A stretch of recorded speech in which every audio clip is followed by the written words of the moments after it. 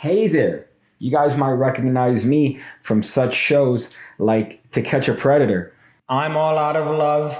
I'm so lost without you. I know you were right, believing for so long. So today we have an action-packed card trick for you guys. Not only you're going to be able to tell a spectator the card they're merely thinking of, but also you're going to be able to tell them their month of birth, the month they were born in. What an intimate piece of information that you're going to be able to spit right back on the spectator with almost no work. There's no work on your end pretty much. If you could memorize two numbers, you could do this because that's pretty much the method.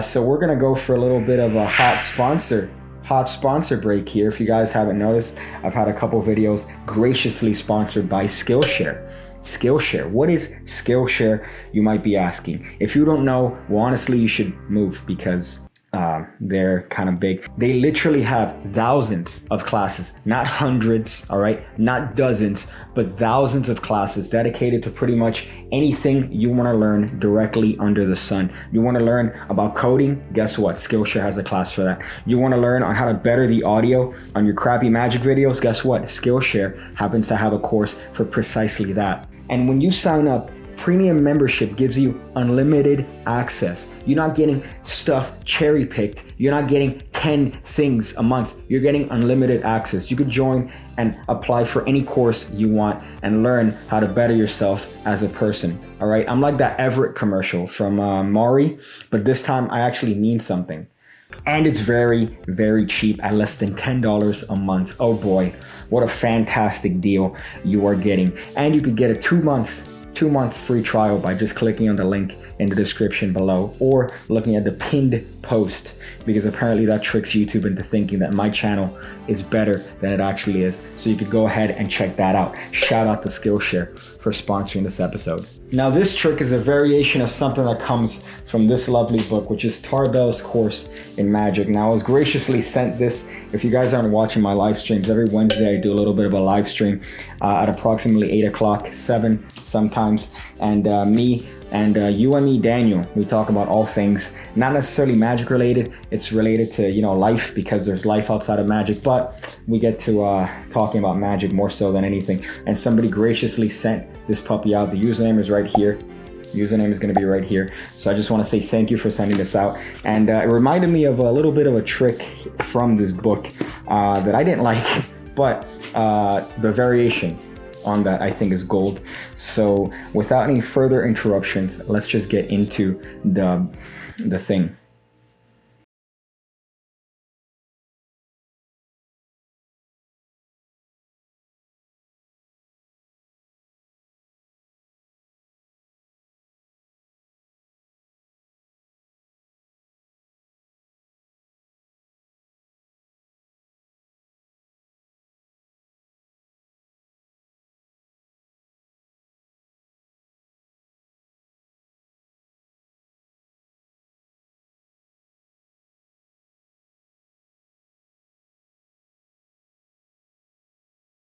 Hey there. So this is a fun little card trick you could do when there's a deck of cards around, and it just so happens that you want to show other people that you are probably the biggest virgin within a 100-mile radius. So we're going to be using these cards for this particular experiment. These are probably my favorite cards because they are Bin Wangs. That's right, Bin Wangs. You guys thought I was going to use Cherry's Nuggets? You're sorely mistaken. Bin Wang gang for life. So this is actually a very, very simple premise. We're going to tell the spectator that we want them to imagine the month they were born. So if they were born in January, you want them to imagine 1, February would be 2, March would be 3, and so on. And you want them to equate their birth month to a particular number.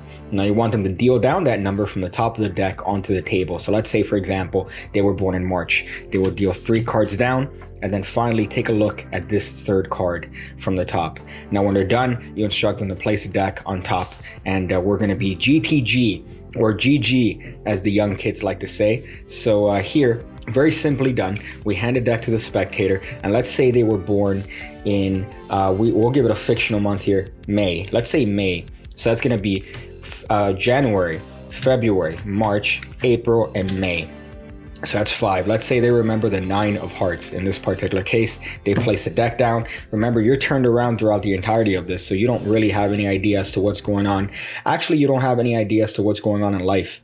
So after the spectator's done with this procedure, you could turn around and you give the deck a little bit of a cut just to make sure that everything is on the up and up. You reiterate to the spectator that you have no idea any information about them, and you want them to think of that card and say it over and over in their head. Just repeat the card over and over in their head. I'm getting a little bit of an impression here. Yes, I am. I'm getting a little bit of an impression here. Oh boy. Oh boy. Yes, this is definitely what I'm feeling at. Sir, I want you to actually think of the month that you were born before anything. Think of the month that you were born. I feel like you were born in May, weren't you? Of course, the spectator is going to say, yes, I was born in May. That's interesting because that also tells me that your card is the 9 of hearts. The card you're thinking of is the 9 of hearts. Oh boy, what a good trick. Now, as you can see, this trick takes multiple turns here. This trick could take multiple ways to do it and multiple ways to perform it, depending on your skill set. If you happen to be the person that knows about ambigrams, or you happen to be able to memorize correct star signs and equate them to the months, you would be able to not only have a hit when it comes to the card, you'll have a hit when it comes to their birth month. You also have a hit in terms of their star sign. That's like, imagine they're being held down by the man and just being punched across a small table filled with children. That's essentially what's going on here if you happen to memorize the actual star signs. However, this is a very, very simple trick, and it requires my best friend, the key card principal. Of course, is my best friend because I don't really have any other friends. So it's a very, very simple setup if you want to do it at all, which is you're going to take 2 cards that are memorable and put them on top and bottom of the deck. That's pretty much it. That's all you're going to do here.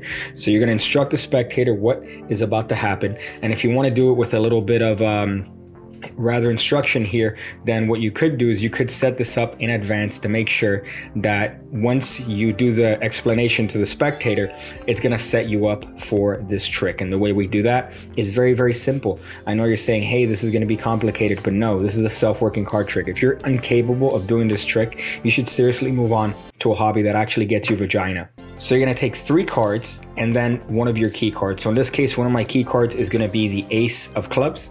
So all I'm going to say to the spectator in a moment, I want you to deal down to whatever your birth month is. So imagine your birth month as a number. If you were born in January, that would be 1. If you were born in February, that would be 2. March would be 3, and so on. You want to be clear about this instruction because, again, spectators are always on comp treks. So you want to make sure that the instructions to them are as clear as possible and not going to be misconstrued by them later on. So what I want you to do, sir, is I want you to deal down to that number. So let's say you were born in April. April happens to be 4. So you will deal down 1, 2, 3, 4. And then I want you to look at this card and remember it. Now, when you're done with that, I just want you to turn that card face down and drop the rest of the deck on top. I'm going to turn around so I don't see you do anything. So if you notice what this does, when I place the deck on top of this, it keeps one of my key cards on top and it puts this key card on the bottom, ready, willing, and able for me to do this fantastic card trick here. So now you're ready for this trick. The spectator, let's say they happen to be born in May. They're going to deal down 1, 2, 3, 4, 5. They're going to look at this card. In this case, it's going to be the 7 of spades. I'm going to leave this card face up for the sake of explanation. They're going to drop the deck on top. They're going to square it up. And now this is what you turn around to. So you're going to turn around to a deck that's essentially ready for you to peek at all the information that you need. So you're going to take this deck back, give it a little bit of a false cut just to imply to the spectator that the card is somewhere in the middle as opposed to being near the bottom of the deck if they so happen to care. Now, looking at the bottom cards is all you're going to need to know the information that tells you not only their birth month, but also the card. Oh boy. So here is going to be the tricky part of the trick because you don't want to seem like you're counting the cards. If you seem like you're counting the cards, then it's kind of a telltale sign. So here you notice that if you count 1, 2, 3, 4, and then you get to the key card, this number is going to tell you what the month is. So that's January, February, March, April, May. The reason you know this is their card is because it's directly to the right of the Ace of Clubs, which happens to be the key card. If you're not familiar with the key card principle, again, stop going out. stop going out. But the key card principle here dictates that the original bottom card, once given a cut, is going to be next to the card they pick. In this case, the card they picked is the 7 of spades. So all you have to do is, starting from the bottom key card, in this case the ace of spades, that's going to count as 1, 2, 3, 4, 5. Once you get to this card, that's when you stop counting, and you know that this not only tells you the actual month they were born, but also tells you the card they picked, because this card is going to be their card. So with this information, you could do anything you want. You could close up the deck, you could give the deck a cut. At this point, you know their birth month and you know the card they're thinking of. So you made sure to have them show the card around, so at the end, it's not going to be one of these, and your card's a 7 of spades, and they go, yeah, that's cool. You want to make sure you show it to a bunch of people so that they react as well, and that adds to it. However, from here, you could take this in whatever direction you want. As I mentioned earlier, if you happen to have memorized which star sign goes with which months, you could have a little bit of a guessing game, and it's a lot easier to figure out what their star sign is, because you know the month. Almost all the work is done for you there. However, this is just as powerful, telling them, sir, think of, I'll tell you what, why don't you think of your month first? Think of the month you were born first. That's right, look at me. I'm seeing May. Yeah, you were a May baby. That means your parents got it on 9 months prior to that. I want you to think of that next time you go to sleep.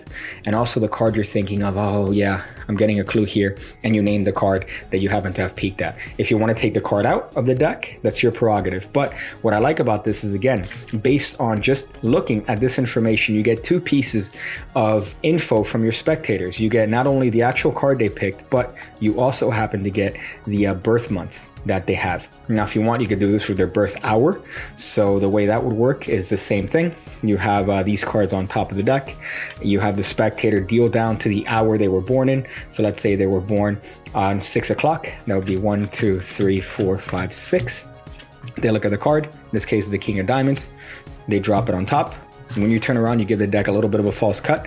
All I'm doing here is swing cutting these cards onto my left hand, tapping it, dropping this here, then picking this up and dropping that on top. Nothing's happened to the deck. At this point, I can turn around and start counting. So that would be 1, 2, 3, 4, 5, 6.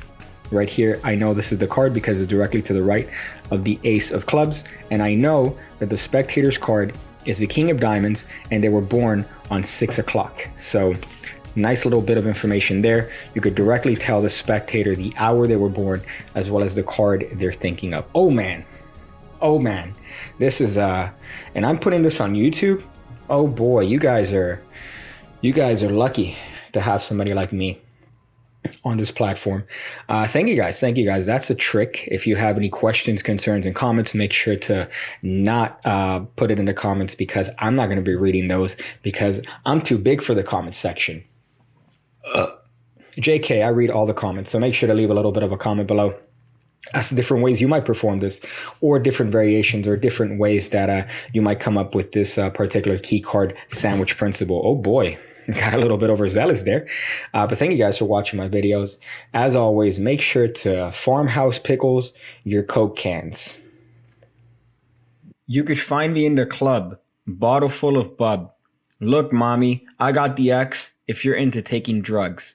I'm into having sex. I ain't into making love. So come give me a hug if you're into getting rubbed.